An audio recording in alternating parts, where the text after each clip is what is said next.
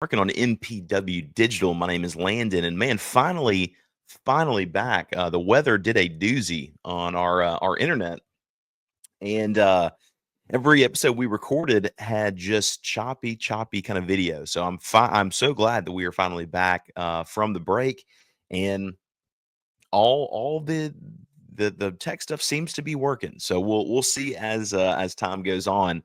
But welcome in, man. So excited. A lot of things to cover for this episode. We'll be looking at the newest Mississippi State Bulldog transfer portal incoming guard Jabori McGee from UAB. We'll talk about him. We'll talk about kind of the portal situation for Mississippi State, who's out, and kind of what Mississippi State still needs. And then we'll finish the show. Very excited to talk about the overall 3.5 win total over under according to Vegas for Mississippi State. We're going to look at the schedule. If you're watching on YouTube, we'll pull that up, and we can kind of look at it and see where those wins would come if you're going to choose to kind of pick the over.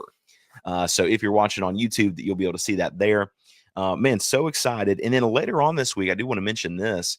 I'm so excited that, one of the things that Starkville has going for it in the Cotton District, kind of some momentum, if you will, is the awesome Starkville Derby. And so very excited, man. We are going to have the Bocock brothers in to talk about this amazing kind of tourist attraction that gets so many people in Starkville in the Cotton District. And man, the largest wiener dog race. It's the greatest show on turf. Mississippi's best festival. It's the Starkville Derby. And so we are going to have them on the show on Thursdays when that episode will air, and just kind of hear some great things for the city of Starkville. So we will get to that. But before we do want to let you know that this episode is brought to you in part by Arpa's Coffee Bar there in Starkville. And tonight is whenever the Arpa's tournament challenge, bracket challenge, will go final. And so we'll kind of see where everybody is, and the winner will get a $25 gift card to Arpa's. So awesome. So thankful for Jose and his team. But man, you got to try Arpa's. You talk about this Cotton District, go to Arpa's in the Cotton District. If you've never tried it, it's worth a try. And here's the deal. We'll save you some money, 15% off whenever you let them know that, hey, you're a listener of the My Dogs Barking podcast. You'd love the My Dogs Pod 15% off discount, and they'll give it to you. And here's the deal. You'll figure out how great Arpa's is, have some awesome coffee from there, have some great food, great times. And then every single time you go back, you can get the same discount, 15% off today, tomorrow, the next day. You can't beat it, man. So very excited about that. Always thankful for our sponsor partners. And speaking of sponsor partners, man, all these guys going into the transfer portal. I was looking at what Darion Williams, Texas Tech guy, entering the portal after he had a great tournament, man. And I was thinking, man, he's probably going to get paid. He might even be rich. But what does it mean to be rich? Maybe it's less about reaching a magic number, more about discovering the magic in life. Skip Langley is your Batesville, Mississippi Edward Jones financial advisor, serving clients in the area and across the state. Count on him for financial strategies that can help you support a life you love, because the key to being rich is knowing what counts. So contact him today at 662-563-9843. And together you can find your rich. Edward Jones, member SIPC. So as we go through the topics today, I think the one that's probably the most interesting is Mississippi State finally gets their first transfer portal addition, and it's in Jabori McGee from UAB, former Winfield Pirate there in Winfield, Alabama, which I'm from right down the road in Guin, Alabama, so straight up middle of nowhere for both of us. And he's a guy came from the JUCO ranks, and then went to UAB. Had a good season at UAB, but honestly kind of came on strong a little bit later on in the season, averaged almost 21 points over their last 5 games before the postseason. I think a big part about him is that he averaged, basically he shot 41% from 3. And that's huge, man. I mean, we've gone over it so many times, but Mississippi State really needed good 3-point shooters. And especially whenever Hubbard was off, man, State was in a real tough spot. So adding some depth and some shooters is important. I don't expect, I don't think he's going to be a guy that's necessarily going to help, kind of lead with Josh in the front part. I think he's going to be a guy that could be very valuable with the second unit. In terms of kind of who, like kind of how he sizes up, he's 6'1". He's got 2 seasons to be able to play, and before he, so two seasons there, but average for the season about 11 points, 3 rebounds, but he shot the ball very efficiently. But then really kind of came on strong there, kind of going into the postseason, and shot the ball well from 3. So you have to love that. But yeah, a little bit of a shorter guy, 6'1", 205. And so whenever you kind of look at those kind of numbers, you go, okay, well, he's obviously not going to start right alongside Josh Hubbard, but will certainly be a guy that comes off the second unit. So it's a good pickup for Mississippi State. They needed depth to be able to add, and this is a guy that can go in and lead the second unit. You wonder, you'd think Keyshawn Murphy is gonna be able to start for Mississippi State, but if he's not, and if Keyshawn Murphy is going to be another kind of sixth man for this team, this could be a guy that helps kind of come in and lead the second unit along with Keyshawn. I would assume Keyshawn Murphy will be starting this year, but you do have to wonder. You at least have options, and that's what Mississippi State needs. That they need that. Now, there's still a lot of things that they need to address. In the portal, Riley Kugel, the forward, Jeremy Fuente is in the portal. Obviously, MJ Russell's in the portal. Gay Chol is not in the portal. I don't know if he's coming back. I don't know. He could come back either way. I don't think he's going to be playing a lot of like really meaningful minutes. But then you look at the incoming freshman class, and the Mississippi Player of the Year, Jamarion Fleming, is a forward for Mississippi State who'll be coming in. T. Bartlett is a really talented 4-star center for Mississippi State, and he adds some kind of girth along with some height. I mean, 6'10". We believe around that 250 range. So he's going to add a lot, and that's something Mississippi State really needed this season. I also missed Michael Nwoko left in the portal. He went to LSU, and then also you got King Grace, who's a guard that's very talented as well. So I love the incoming freshman class for Mississippi State, but especially in the front court, like being able to have Bartlett and Fleming coming in, and you do wonder how much those guys will play. But man, hopefully they will develop to be able to play a lot. But State still has to address the forward position. They need another forward, and they need another shooting guard. You got to replace Claudell Harris. Obviously the head coach knows what's best, but you would think you want to add some additional depth in terms of transfer portal guys for a forward or for a center, despite the fact that you have really talented guys coming in for the freshman class. It just seems like something you need, some additional help on. But whenever you look at Mississippi State as a whole, they at least got rolling in the right direction to be able to get Jabari McGee. So that is very helpful. There's a lot of other irons in the fire. I would imagine fans are a little on edge because, State fans have had a tough time. Football season was rough. Baseball season has been bad, despite the fact State did just beat South Carolina and to win a series. And then on top of that, you've got the transfer portal. All these other teams seem to have guys visiting and committing, and Mississippi State doesn't have anybody doing anything. So finally, State gets some sort of help there. I do want to mention this before we go into the season win total over under. I do want to mention Mississippi State, or pardon me, our podcast in general has become credentialed to cover spring practice, and that's exciting. So we'll be able to give you some information about what we see out there at spring practice, how guys are seemingly developing, what the quarterback position looks like, the playmakers at wide receiver. And I just want to thank you guys so much for listening and tuning in, because it's because of you that we have this ability to do that type of thing. So we're very thankful for the opportunity to go and cover spring practice. So very excited about that. But before we get into, we'll take a break and then get into the final segment, which is the over under. We're excited about that. But I do want to talk about this basketball team just as we kind of finish up. obviously Josh Hubbard he entered the NBA draft while maintaining his eligibility for college for Mississippi State. He made that clear because people were kind of pointing out like, well, are you entering the portal as well?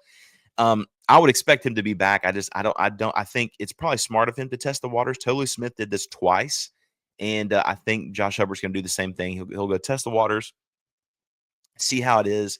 I expect him to come back and to be a part of Mississippi State next season. But they're going to have to surround him with shooters. And I think Jabari McGee is a guy that really helps out the load of shooting. Sean Jones will be back for Mississippi State, and he's a decent shooter, but a very good defender more than anything. That's what you're getting out of him. But you have to you really need to add a very good shooting guard that can play the defense, but also, man, just be able to knock down the threes. They need to surround Josh Hubbard and Keyshawn Murphy with 3-and-D guys, and then have hopefully either Fleming or Bartlett will be able to kind of handle a lot of those rebounding opportunities, because they were out rebounded in that final game versus Baylor. And we saw it all throughout the season. Having to replace Cam Matthews is not going to be easy, but they're going to have to do it through the portal. And so I'm interested to see who they get. With Kugel, it's an unfortunate thing that it did not work out at Mississippi State. He had some inconsistency issues before he got to Mississippi State, and they just kind of continued, man. But like in terms of talent, he's really talented, and I hate it didn't work out. And certainly wish him well wherever he ends up going. But very, very talented guy. So we will take a quick break. Here's some messages from MPW Digital. But when we get back, if you're watching on YouTube, we will share our screen. We'll look at the schedule for Mississippi State and say, okay, if 3.5 wins is the over-under, where are they going to get 4 wins from? Where is it? Where is the most likely scenario there? So we'll look at those things whenever we get back. You are listening to My Dogs Barking on MPW Digital. All MPW Digital podcasts are brought to you by our friends at Parish Brewing Company, located in the heart of Cajun country in Broussard, Louisiana. Parish Brewing Company's simple goal is to make awesome craft brewed beer, and they do it remarkably well. The doctor is introducing their new go-to IPA, Dr. Juice. It's a highly crushable juice bomb, dry hopped with a blend of their favorite hand-selected hops from the Yakima Valley in Washington. Dr. Juice's drinkability is sneaky good, considering it clocks in at 6% ABV. The pour glows a rich cantaloupe hue with a thick frosted haze, soft mouthfeel, an aroma and taste that's full of passion fruit, papaya, and blood orange, making it drink like a glass of freshly squeezed juice. They also have Ghost in the Machine. It's a double IPA brewed with obscene quantities of hand-selected Citra hops from Yakima Valley. Expect pungent grapefruit flavors and aromas, tropical fruit, less harsh bitterness than most IPAs. Again, it's Parish Brewing Company. Wherever you get your beer, check out Parish. Make sure that you look for them, because any beer that you get from Parish is going to be absolutely outstanding. Thank you from MPW Digital. We're brought to you by Easy Hemp Company. Easy is a hemp-infused sparkling water. It's a guilt-free alcohol alternative, a natural way to relax and unwind. It's all natural. Made with real fruit, no added sugar, low calories, gluten-free. One 12-ounce can of Easy has 3 milligrams of THC. With Easy, it's easy to avoid the gummy scare and control your experience. So change the can, not the ritual. It's easy. Visit EasyHempCo.com to view the Easy Finder to find Easy near you. Easy is Farm Bill compliant with hemp derived from THC, CBD extracts. Easy is for people 21 and older. Enjoy responsibly. Coming back and looking at the football schedule for Mississippi State, and in Vegas came out last week and mentioned that Mississippi State's over-under was 3.5. If State is going to get to 4 wins, where will they get those 4 wins? So we're looking at the if you're watching on YouTube, we're looking at the live schedule here from FBS schedules. And for Mississippi State, they have the spring game coming up on the 19th.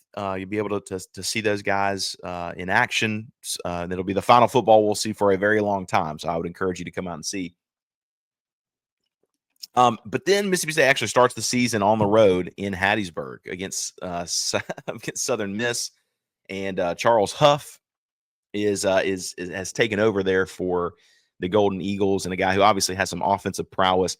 That's not a game that you feel very good about compared to years in the past. I mean, Mississippi State, traditionally has done very well against Southern Miss in football, but you do have to you do have to be kind of nervous because, like, man, they've got some momentum, and State kind of was reeling, towards the end of the last season. But I mean, all in all, though, like, you would expect Mississippi State to win that game, but you don't feel great about it. But I do think they will get the win there. Then so that's one. That there, Alcorn State, that's two. Arizona State, I wouldn't count on it. So I wouldn't count on there. But say you have 2-1 coming out of Alcorn State going into NIU. NIU, they beat Notre Dame. I get all that, but State should be a better team than them this season. So I would expect them to get to 3 wins right there. Now, here's the question: what SEC game do you look at and go, okay, I feel good about Mississippi State winning that game? You feel good about them playing Tennessee in Starkville? I don't think so. You feel great about them going on the road at A&M? I don't. Feel good about them going on the road at Florida? No, sir. How about the Mannings coming into Starkville in October when Texas comes to Starkville? I don't think so there is either.